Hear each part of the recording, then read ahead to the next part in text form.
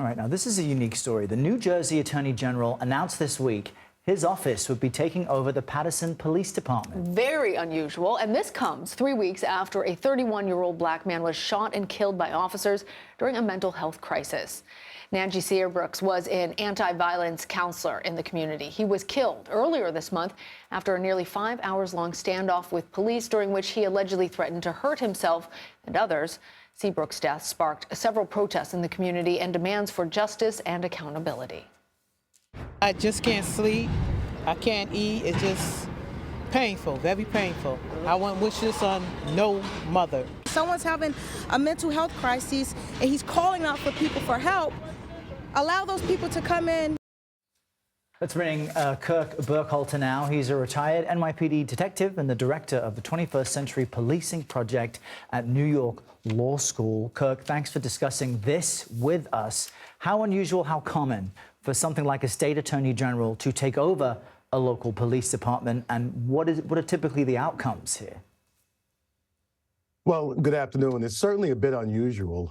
We're used to seeing the Department of Justice come in, and even that is somewhat unusual. We don't see this happen every day to police departments around the country, but certainly for the state to come in, a little bit unusual. There were calls for a Department of Justice investigation, perhaps for them to come in and take over the police department.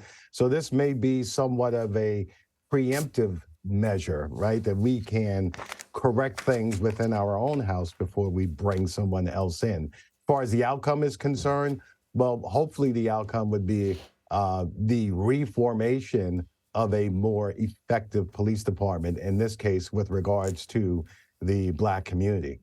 Yeah, Kirk, we have heard about problems with police departments throughout the country. In this case, the state attorney general said that there were other incidents in the Paterson Police Department that led to his office's unusual takeover.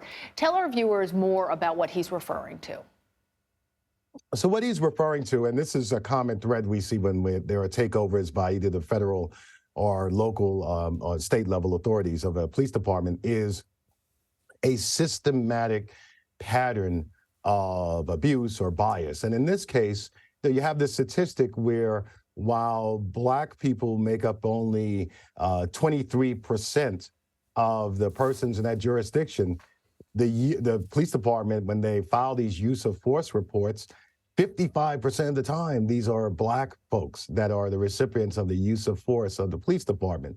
So this disparity shows a systematic failure of even-handed policing and a systematic bias towards Black residents. That's the argument that folks were making, and that's the argument as to the Attorney General, why they are stepping in, why he's stepping in and taking over, assuming control of the police department.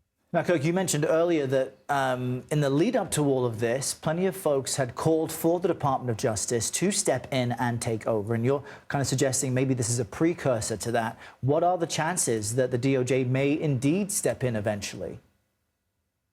I think at this point, with the AG stepping in and taking action, unless this move is wildly unsuccessful, I think it's probably unlikely we'd see the DOJ step in. Meaning the federal government kind of wants the state and local government to have the opportunity to correct these measures and apply the law consistent with federal standards. It's usually quite an extreme